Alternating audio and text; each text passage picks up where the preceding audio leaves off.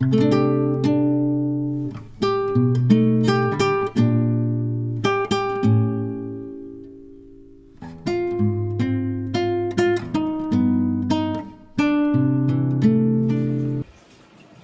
mapagpalang araw po sa inyong lahat. Ngayon po ay April 1, 2026. Ngayon po ay Miyerkules Santo. Ang ating pong unang pagbasa at pagninilay sa araw na ito ay hinango mula sa aklat ni Propeta Isaías chapter 50 verses 4 to 9. Ang makapangyarihang Panginoon ang nagturo sa akin ng sasabihin ko para tulungan ang mahihina. Tuwing umaga'y nananabik akong malaman kung ano ang ituturo niya sa akin. Binigyan niya ako ng pangunawa. Hindi ako naging magsik, ni tumalikod sa kanya. Hindi ako tumutol nang bugbugin nila ako.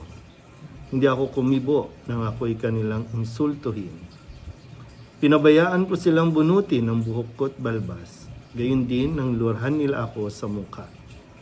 Ang mga pagdustang ginawa nila'y di ko pinapansin, pagkat ang makapangyarihang Panginoon ang tumutulong sa akin. Handa akong magtiis pagkat aking batid na ang sarili ko'y di mapapahiya.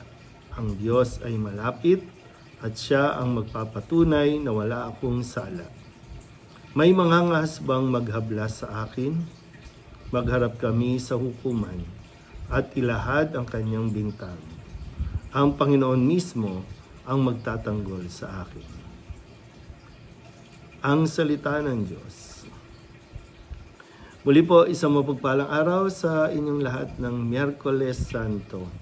Narinig natin sa unang pagbasa mula sa aklat ni Propeta Isaías na tinatawag na oracle o orakulo.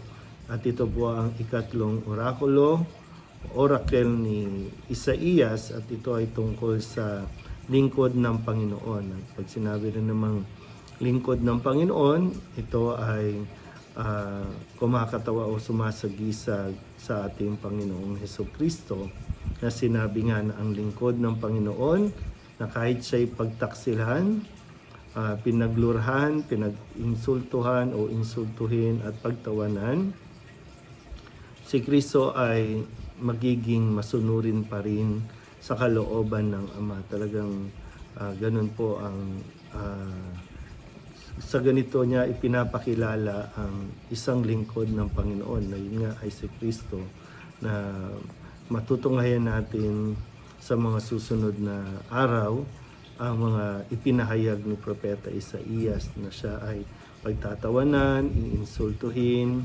At ngayon nga, ngayong araw na ito, maririnig natin ang kwento kung paano siya pinagtaksilan ng kanyang alagad, minamahal na mga alagad.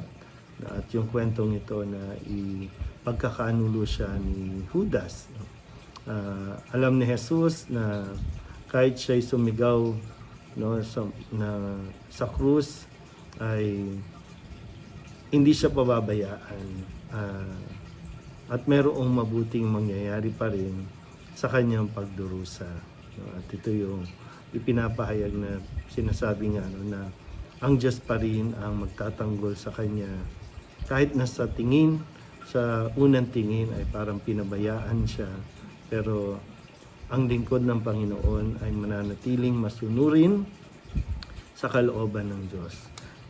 May nasa kanyang lahat ng kapangyarihan para gumanti sa lahat ng mga pang-aapit, pang-insulto na ginagawa o gagawin sa kanya, pero hindi niya yon gagawin, kundi ipapakita pa rin niya ang pagsunod sa kalooban ng Diyos kahit napakahirap ng kanyang pagdaraanan.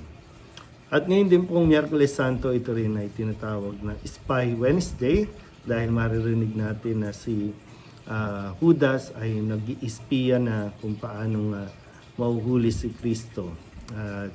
Sa halagang 30 pirasong pilak ay mag-iispiya na siya.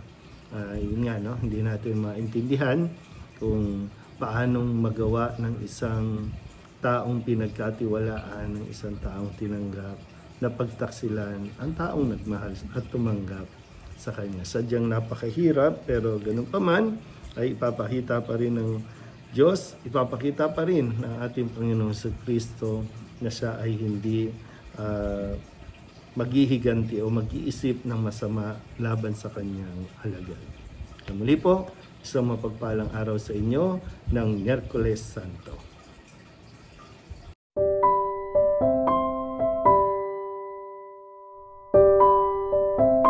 Thank you.